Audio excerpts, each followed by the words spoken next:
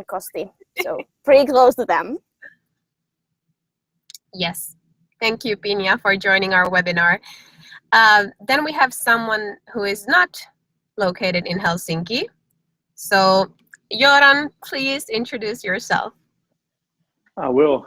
For everybody who doesn't know, we're a Finland-based company, of course, but we're full remote. So I'm often the man on the screen, as a lot of people, well, I think 10 are now in the office.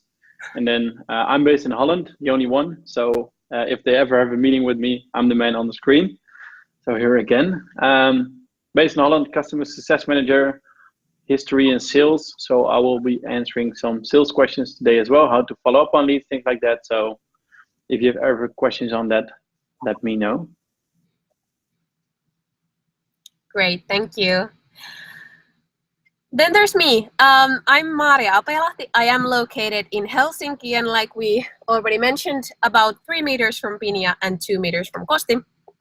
I work as the customer success manager, mostly for our Finnish clients, but of course for everyone else as well, located in Helsinki. Today, though, I will be the host of this webinar, which basically means that I will be presenting the questions to our wonderful guest speakers here.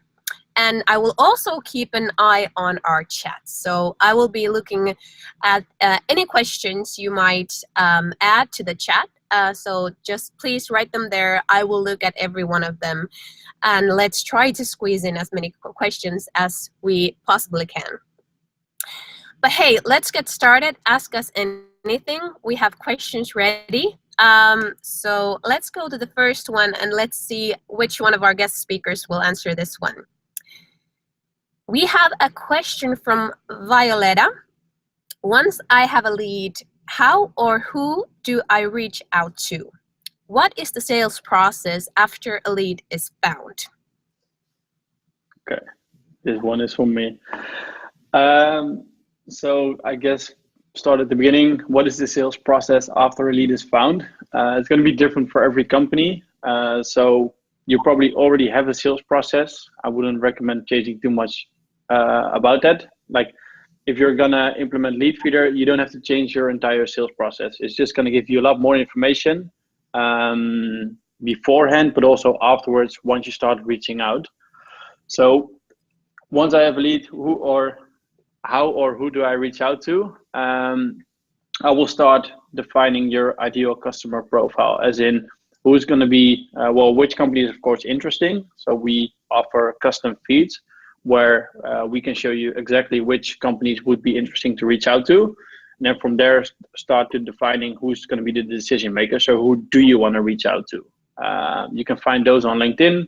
And once you start doing your outreach, and whether it's going to be by phone, by email, however you want to do it, you can follow things in Leadfeeder. So for example, if you do cold outreach by email, start using UTM tags.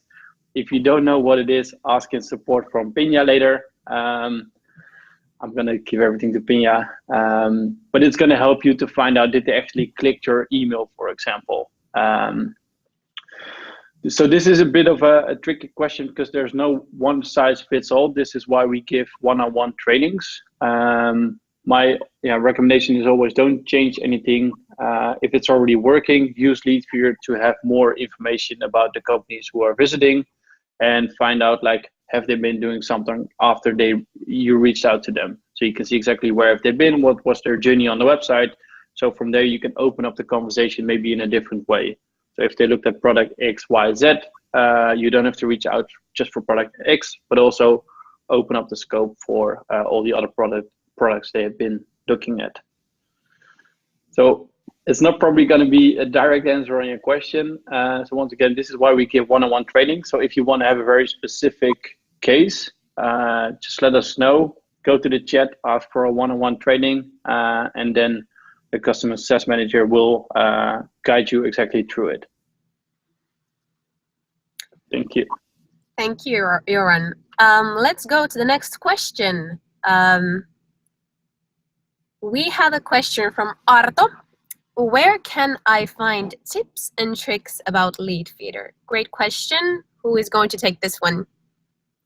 I think this is totally my question, and I think that this was my favorite question that I saw along the other questions that the webinar attendees asked in advance. We have a help center where you can find all the information how to use Leadfeeder, but also there is information how to actually use Leadfeeder in that way that you can achieve your goals. Also, we have a great blog. There is more information for I would say for advanced users. So if you're doing marketing or sales, make sure that you check our blog. There is new blog posts coming in all the time. Also, we have weekly webinar that covers all the basics and all the features of Leadfeeder. But also that the webinar is a great chance to hear about the new features and product changes that we have done lately. So if you haven't taken part of the webinar in a few months or so, please make sure that you register for that webinar as well. And then support is always ready to help. We are happy to help you if you have any kind of questions. So I think that the best way and easiest way is to contact us via the chat. We are always happy to help, and we are there for you. So to answer to Arto's question, I would say check Help Center, blog, webinars, and then ask questions on the support chat. Great, Pinja, thank you. Let's go to the next question. We have a question from Erkka, and Erkka has asked us how to follow up on the leads in Leadfeeder. Who wants to take this one? Yeah, this is going to be me again. I guess it's a bit the same, of course, as the one from Violeta. How to follow up, very specific, of course, the company you're in. It can be an hour discussion. So I just shared a link in the chat where we go over sales process with a partner of ours, where, of course, first you have to define ideal customer profile, then who's going to be the decision maker, and then from there follow up on them. And there are going to be different tips and tricks in there how you can actually follow up on them. So whatever is working at the moment, don't change it. Just use Leadfeeder as a more how do you say it, like as a source where you can open up different conversations. You can see exactly what have they done and then go from there. Thank you. Thank you. Yes, next question coming from Steve. And Steve wants to know, when will SugarCRM be supported? I would assume this one is for our product fellow, Kosti. Yes, Steve, for the next 3 months, for sure it won't be supported. So let me explain that bit further. So we haven't prioritized the implementation of SugarCRM integration yet, but we actually started researching a couple of CRM providers out there that we see to have potential to integrate with, and SugarCRM is one of them. So in fact, I have a counter question for you, Steve, if you would be up for 15-30 minute call on this topic. I would like to hear how you utilize SugarCRM at the moment. So that's actually part of our development process. We first take the business and technical feasibility, and then we implement the things. Great. If Steve is part of our attendees, I have to actually check. I hope he is today, so then we will find out if he would be up for a call with our product fellow. Great. Eric is asking an interesting question. So what is this new automation tab in custom feeds? Maybe you've noticed, maybe you haven't, but there's an automation tab in the custom feeds settings. So who would like to explain our automation tab? I can explain what is the automation tab part of the custom feed. And I think that Kosti is the best person to add more to my answer if needed. But the automation tab, it's something new, and it's our newest feature. To be honest, it's one of my favorite features that we have because it's pretty powerful. So the automation tab or the automation features, it helps you to automate your lead generation process. It helps you to tag or assign your leads. And also, if you have integrated your CRM with Leadfeeder, you can automate the process that when a lead appears in Leadfeeder, we send that automatically to your CRM.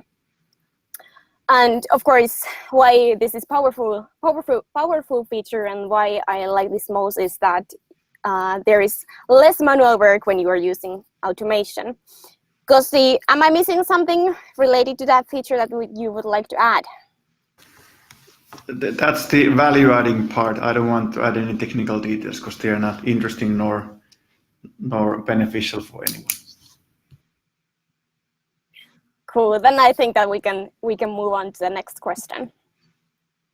Great, thank you. There was actually one question that I think Göran is probably answering. I'm seeing one question from Uwe asking, do you have any case studies available from actual businesses with best practices of using Leadfeeder in their sales process?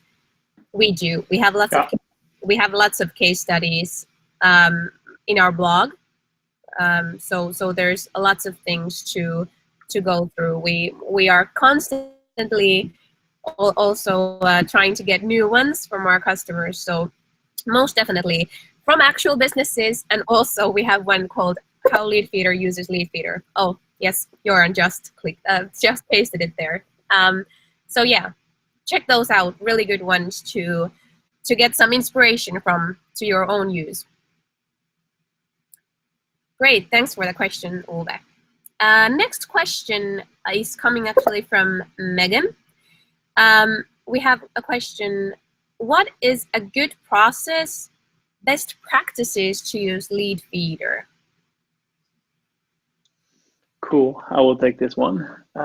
Just for the record, I actually used Leadfeeder myself before I started working here. So I can speak out of experience. And the way I did it, like I never want to miss out on anything.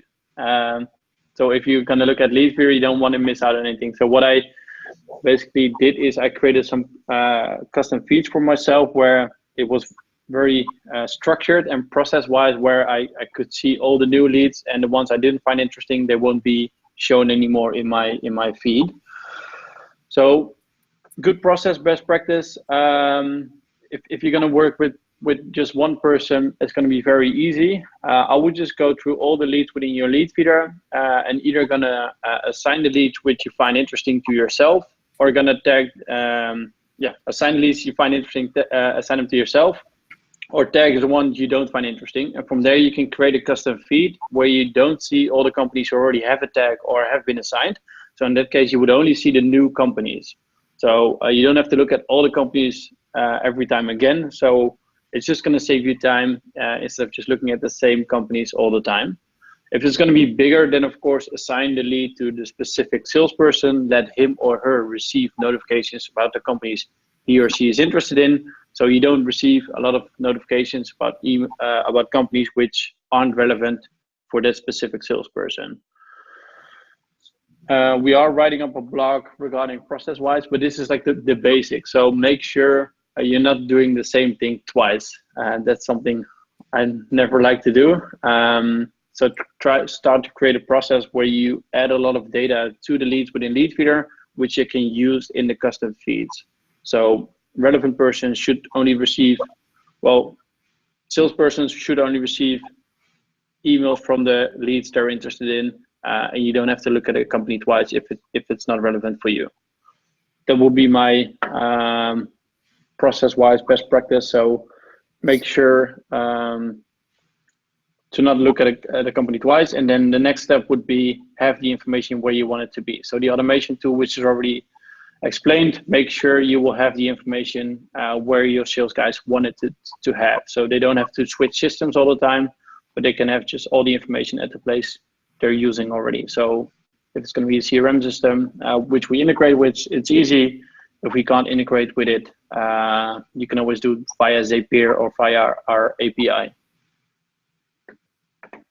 Thank you. Great, thank you, Göran. I'm actually seeing a couple of questions in the chat, which I think are quite good. I would actually maybe give one of them to Joran, you even though you just answered, because I think Violeta's question is something that comes up quite commonly. So basically, Violeta is asking, if we don't know who the person was that was visiting the site, what wording tips or template can we use to reach out to someone that may not be the person that checked the site? Many times they don't respond or have any idea what we're talking about. So I think a common challenge. Joran, do you have any tips or tricks to Violeta regarding this? Yeah, I'm not sure what the sales pitch of Violeta is, but I would never recommend, for example, calling up somebody up and say like, hey, I know you guys have been visiting our website. It scares people off, even though we know, of course, yeah, you do get tracked. Don't pick up the phone and say like, hey, I noticed your company has been to our website. Let's have a cup of coffee. It's like a relationship. You have to start, of course, small and then grow into it. Same here, same with sales, of course. So yeah, once again, if a company comes to the to the website, we show the lead feeder. There is an interest, there is a potential for you to sell your services or products to that specific company. So look at where have they been on the website, plus of course, who's going to be the contact you want to reach out to, who's going to make the decision. And then from there, yeah, try to find a template which is going to work. It's a little bit like growth hacking. You need to think of different things, try it out, and then the thing it works, you want to build upon that. So if LinkedIn is the way to go because it gets directly in their LinkedIn inbox, which everybody checks. It could be a good one, but if email is working really good for you, try that. If picking up the phone, I know in Finland it's working really well for us as well. That could be a good one. So try out different things, try out different templates, and then from there build up on the one which is actually working the most for you. Hopefully that answers the question.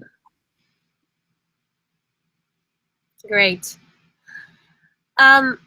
Let's take one of the questions that we had sent out to us beforehand. So we have an interesting question from Mikko actually about a growing mobile usage making Leadfeeder data less useful. If you don't know yet, we don't track mobile users, so I guess this is relating to that. Who would like to answer this question? Me.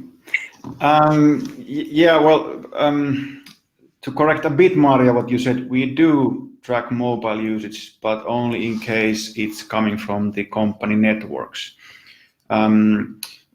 We were recently thinking, should we add information to Leadfeeder next to the visits? What is the device that the person has been using when checking our client's website? And we had quite an internal debate over this, because in Finland the mobile data it doesn't cost anything. So you can download huge things and do whatever without any extra costs. So that means that if I come to workplace, I typically don't log into the Wi-Fi network. But then Joran told me that in Netherlands it's a common practice that you switch to the Wi-Fi when you enter the office. So Leadfeeder is a tool for B2B companies. So that basically means that we want to track the individual's whereabouts on our client's website, mostly during the business hours. If they do it extensively via the mobile phone, yes, it might decrease the actionable data we can gather. But so far, we actually haven't seen a major decrease in our global level of leads that we track on average per account.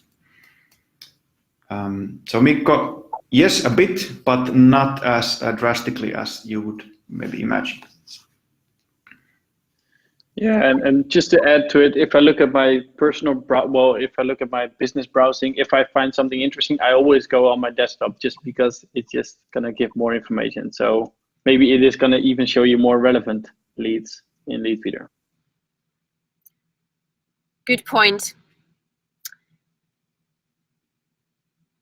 We have a question from Phil, and Phil is asking, do some CRMs have better integrations than others? That's a great question. Is Kosti going to take this one, or who is going to take it? If I may, Yeah, it comes down to the CRM's API capabilities in the end. So different CRMs provide different ways for us to pull data from their side and then push data back to their side. And in fact, earlier I referred to the feasibility study where soon started with SugarCRM. One part of that is checking how they would accept us pulling data from their side and pushing back the data. So it does affect a bit how the integrations are. Luckily, the major CRM players that we have integrated with, Salesforce, Pipedrive, Soho and such, we've been able to keep a similar level of the integration. What differs is how prevalent we can make the Leadfeeder data in the CRM's end.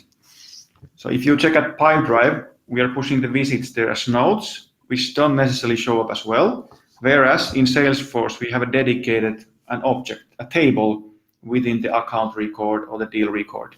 So that's much more useful for the salesperson to check what has been the latest online behavior of the deal that you're working on at the moment. So to answer Phil's question, yes, I think some of the integrations, although the functionality is similar, how the Leadfeeder data appears in the CRM's end, there's slight differences. Great. I see a question in the chat. Does someone want to answer? Hamda has a question saying, would you say Leadfeeder and HubSpot provide most of the same services? Can I keep talking, Maria? Please do, please do. I would say no. HubSpot offers 10 times more, a tool to do 10 times more things. I've been often comparing HubSpot and Leadfeeder, that HubSpot is a Swiss Army knife and Leadfeeder is a really good jungle knife, if you know this machete type of knives that you can use to cut anything. HubSpot has this prospects feature in their product that might resemble Leadfeeder at the first glance, but actually when you start looking at it, the functionality there is quite decreased. In fact, they just recently changed it a bit because of the GDPR thing in Europe, that you don't see the individual page paths there, only the number of page views they've had. I would say HubSpot is mostly for organizations doing inbound. If you want to really go outbound, then typically, even our clients who have HubSpot, then they purchase Leadfeeder for that purpose. Yet, we contribute to HubSpot CRM side, so we have integration with them, and we have good relationship with them, and they are totally fine with us adding a bit more information from the company website visitors to their tool. Yeah, so I would say you would purchase HubSpot Leadfeeder for quite a different purposes. You're welcome. Great. Let's go to the next question that was sent out before.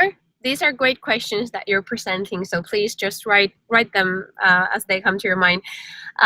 Let's take one of the earlier ones. So we have a question from James. James is wondering how he can filter out leads that he does not want to see. Who wants to explain this? Well, I think that this question it's totally my turn to answer that one, because I got this asked on support almost every day, or not every day, at least every week.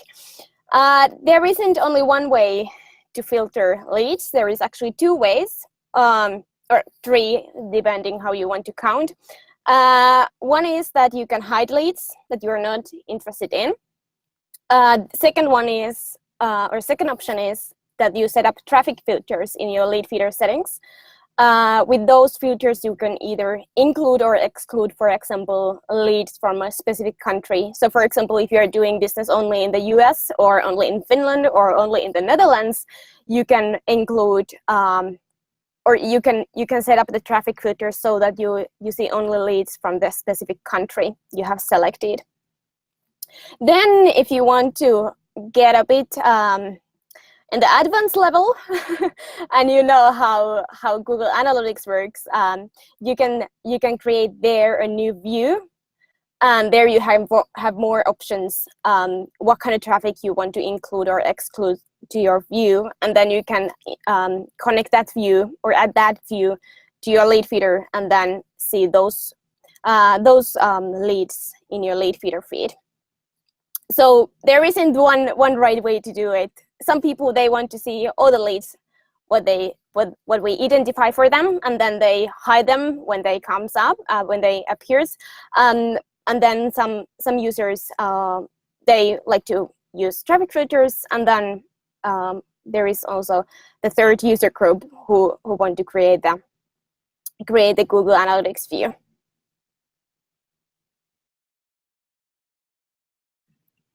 Great. I hope that answers James's question.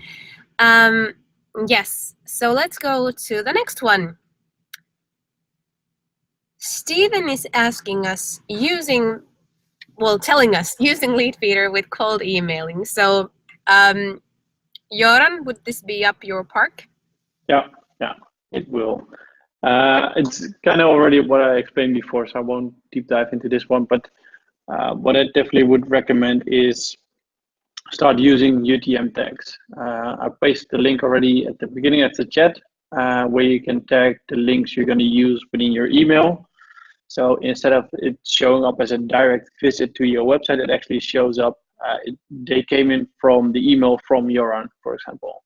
So if they would click the link I pasted in my email to them, you could actually see within Google Analytics and within Leadfeeder that they clicked your link. So in that case, you would know that a person you've been emailing actually opened up your email and clicked on your link, went to the website, and you can see exactly where did he go after. Once you start implementing Leadfeeder Booster on the website, we also show you how many different people from an organization we were able to identify. And then from there, you can still follow that person the next time he comes back to the website. And just, if I'm talking anyway, I've pasted up some other links in the chat because there are some sales questions with all the sales blogs we offer. So do check it out. Thank you. Great, thank you. I'm actually seeing a question just posted in the chat, which is there an overview that shows tips and tricks or advice for recruiting companies on how to use Leadfeeder? We have quite a few of recruiting companies actually as customers. I'm not completely sure how you, if you want to specify the question, please do. But basically, maybe a common issue with this is that you have traffic coming into your website that is also, they are companies that are looking for recruitment services, but they are also people looking for jobs. So what actually Pinja just explained a moment ago about the filters, the traffic filters, or hiding leads, that's one option. So if, for example, if you are a recruitment company that has pages for people looking for jobs and then also companies looking for recruitment services, you could, for example, filter or exclude the people that are visiting the websites that are job seekers.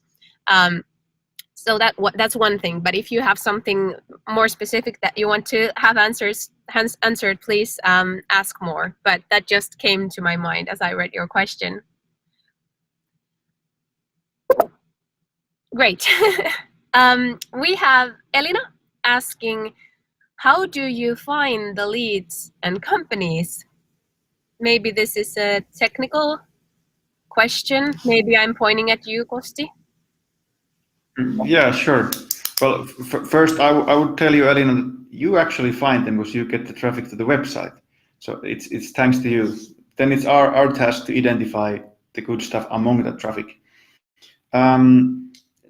Technically, it's seemingly simple. So we get some data from your Google Analytics. In fact, we've been quite open about it, how it works, basically. We even did a joint webinar with Google Analytics in their headquarters, where we basically described the process. But where it gets more interesting is then like how do you find the relevant information among all the data you have in your Google Analytics? That is the tricky part. Yeah, but basically in the end, it's based on IP-based identification.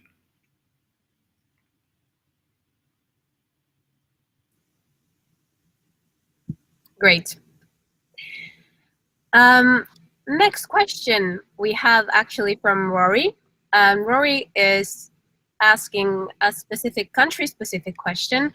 I find that in Australia we are getting a lot of unrecognizable leads due to generic ISPs, internet service providers.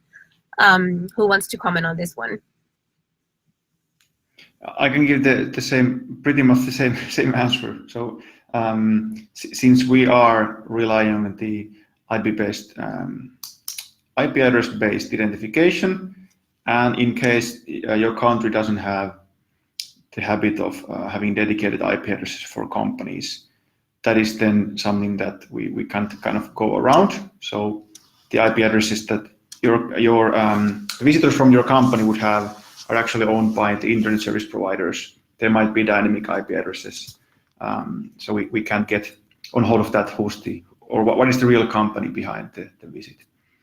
We do have many clients in Australia though, so I wouldn't say it's completely hopeless.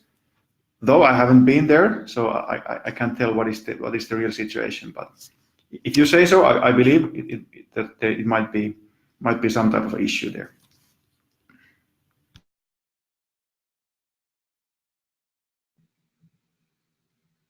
Great, thank you. I know we still have a couple of questions left that were sent out to us beforehand. Once again, I encourage you to write down questions in the chat. We have time to go through more questions, so anything that comes to your mind, please do. But next question is coming from Daniel. If I have another website I track, how do I add that data? I think this question is coming to me as well, because this is something that I answer these kind of questions on the support as well, almost daily. If I get that kind of question, I would say first that do you have the same Google Analytics view tracking both websites? Because some companies, they have the same Google Analytics in all of their websites, even though they have multiple of them. If they have separate Google Analytics views, there is two options. Either you can add the new Google Analytics view under the account that you already have. So this is actually related to a question we got on the chat.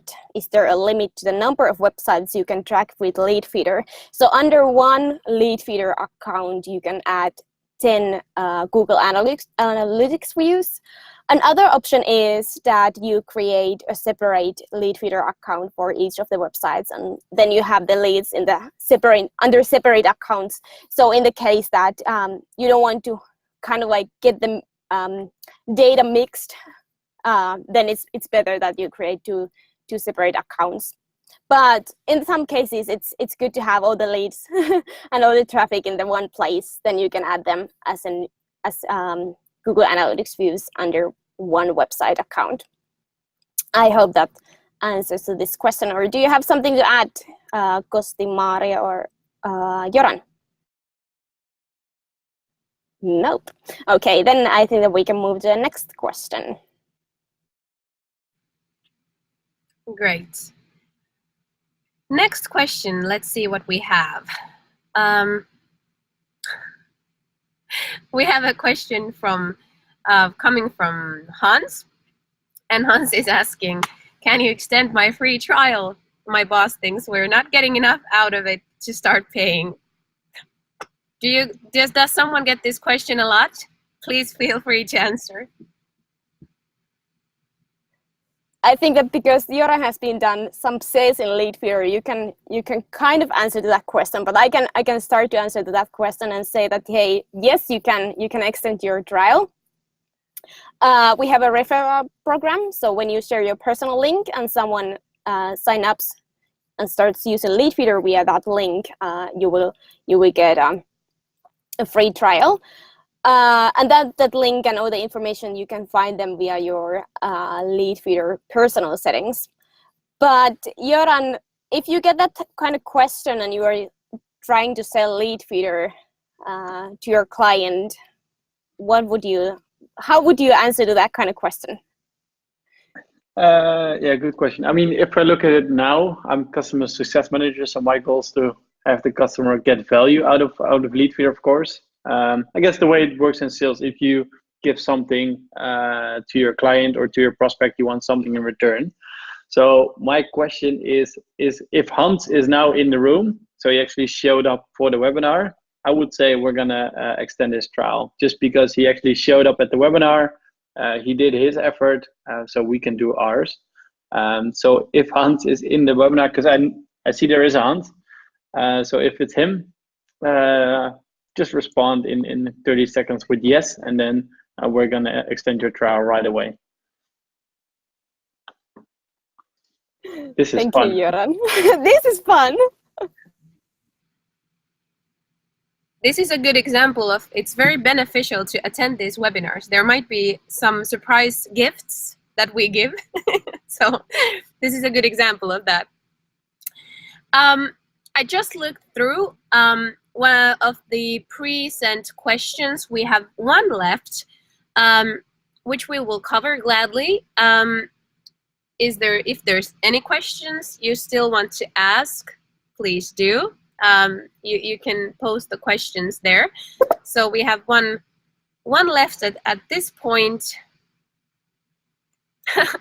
26 left for Hans. Yes, very good to point out. But hey, I'll go to the last question we have here. So, and Hans answered. Fantastic. Congratulations, Hans. This was a good thing. Last question that we have. This is actually, I feel like this is quite philosophical even. It comes from Sasu, and Sasu is asking us, in 5 sentences, how to take full advantage of Leadfeeder. Okay, I will try this one. Just to give a background, I guess, we'll try to fit in your current process. So if you want to take full advantage of Leadfeeder, you have to go a bit wider than just the tool itself, I guess. So if my 5 sentences start right now, I would say define your ideal customer profile. So who are you looking for, and the buying persona within that company. Use that information to qualify the leads automatically in Leadfeeder using the custom feeds. Create an automated process on how to follow up on leads and keep track of them. So add all your colleagues to Leadfeeder to make sure they will get notification about that. And then from there, log everything in your CRM or whatever you're using. I know a lot of companies are still using Excel, but log everything automatically now with our new tool, so you know exactly what is working and what isn't. Bit more than 5 sentences, but on paper it was 5. So I mean, yeah, create a good process and go from there. I guess that's maybe 5 words. It's all about making sure yeah, you fit it in your current process and follow up from there. Maybe somebody else wants to add a few sentences, but. Well, I could add that if you need any help with that process, please contact us, because we are very happy to help with that. That's something that we do every day. So we love to spar with our clients and figure out the best practices and best processes to use Leadfeeder in, but also in general sales process is something that we love to talk about. So please contact us to book a meeting, book a call. We love to talk to you. Yeah. Good, because as mentioned before, like it isn't one size fits all sales wise. So that's why we do the one-on-one trainings. If I do a training with you, I will ask you a lot of questions. other way around, and then from there I can help you to get the process going. Great. There's another question I'm seeing in the chat. And there's a question coming from Sarah. And Sarah is asking, is there a time discrepancy between the hit on the website and when that hit is reflected on Leadfeeder? Who wants to answer? I can take that one. By default, Leadfeeder will bring you new things in the interface 2 times a day, so there's quite a big lag. If you utilize Leadfeeder Booster, it's a free add-on. If you've already purchased Leadfeeder subscription, you can find that in the Leadfeeder settings, or maybe Pinja can even post a link to the help center here. That will decrease the lag for 1 hour. So you would see, well, in fact, it can be less. So if I would now 5:45 in my time, go to the website, I would be seen in Leadfeeder at sharp. So that will load the new stuff to Leadfeeder during every business hours.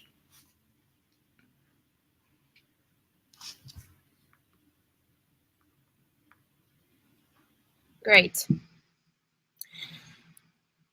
There was actually a question that Joran probably answered already. Send us a message in support. Yeah, we can send you the right time zone link. We have people all around the world, so it depends on where you're from to who can give you a training.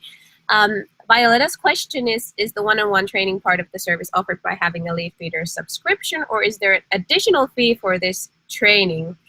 Joran, is there an additional fee for this training? Is it offered by having a subscription? It's we have trainings within trial and within premium which are free. So you can just book a training. We're not going to take one a day, so we're not a consultancy company, but we can definitely help you build a process and go from there. So if you want to have a walkthrough through Leadfeeder and the process, just go and support, ask Pinja, and then she can send you the link, because we have different links for different time zones, so you don't have to do a call in the evening or very early in the morning. Thank you. Hey, now is your last chance to ask questions. We don't have any of the pre-sent questions left. You've asked us wonderful questions. Thank you for every single one of them. Write something if there's still something that you want to have answered.